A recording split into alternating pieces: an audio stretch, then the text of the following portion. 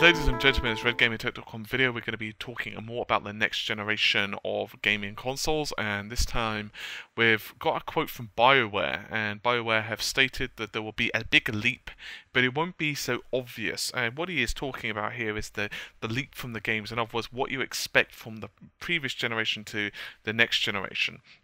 So what he's basically said is it comes down to economics, and he's gone on record, and I'll read a small part of the quote. The last technology iteration caught folks by surprise, especially the number of people you needed and the skill set jump that was required to do the work that people expected. In other words, we as consumers expected a massive jump in graphics and game design from, say, the PS2 to PS3. And anyway, he's gone on and said that we can't see a tenfold team increase again, as the budgets would just be ridiculous. You'd have to sell 20 to 30 million copies before you broke even. Now, this is something I touched on another video. I'm not quite sure which one. I think it was a comparison video between the PS4 and Xbox. What I basically said back then, and it remains true now, you can only produce prettiest looking scenes with more work. It's that simple. In other words, as higher polygonal models, as better textures come about, you need to simply put more time into creating those. An example of this already is you've got Call of Duty and Assassin's Creed and other, of course, massively selling titles. And obviously those games have hundreds of people working on those particular titles. Quite simply put, if the games keep improving that much on the graphics side of things, and in terms of actually getting bigger as well, those teams are going to have to continuously get bigger, or the development cycle is going to take a lot longer. Now, there's one great piece of news from the perspective of PC and console games, and this is another thing I've touched on before, and that is because the PlayStation 4 and Xbox 720 are a lot closer to PCs now, it makes it a lot easier to develop for them. That does cut down the development cycles, and consequently makes it a lot easier for new developers to get into the market, and also cheapens the production costs. Nevertheless, when you're actually designing this stuff, it still takes a certain amount of time. Do you remember when you saw Grand Theft Auto 4, for example?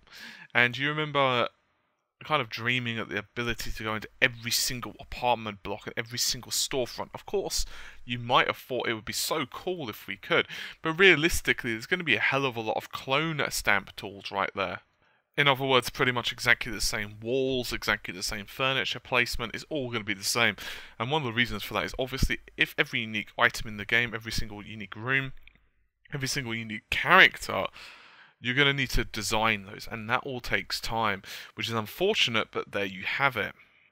The second problem that we've got to face, other than time and budget, is another very simple one, and that is there's only a certain amount of space on the disc. So, for example, the Blu-rays for both Xbox 720 and the PS4 are 50 gigs, right? Now, current discs are for a dual layer, and they've got roughly 8 gigs. I'm just rounding this up, of course. But 8 gigs, it just isn't really that much when you consider, just what the games now are doing.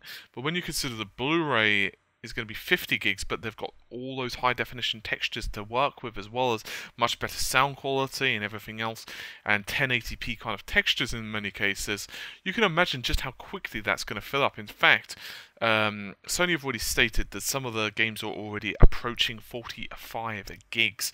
So there's always a possibility that we're already going to, within the first couple of years of the console's life, we're going to see games go over a couple of discs, or maybe have one installed disc and so forth.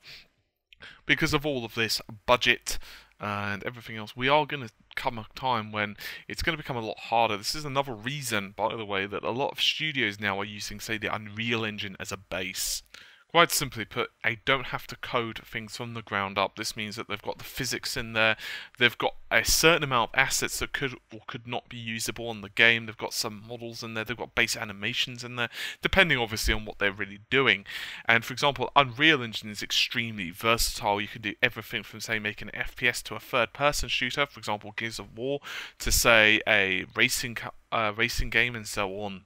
Regardless, what is going to be very cool is obviously with all of this extra power, that is definitely going to be better looking games. They're going to run a lot smoother. It's going to be a lot fun, I think, is the key word here. So anyway, with all that said, hopefully you've enjoyed the fairly brief video, at least brief for me recently, and I will see you soon. Take care of yourselves, and bye for now.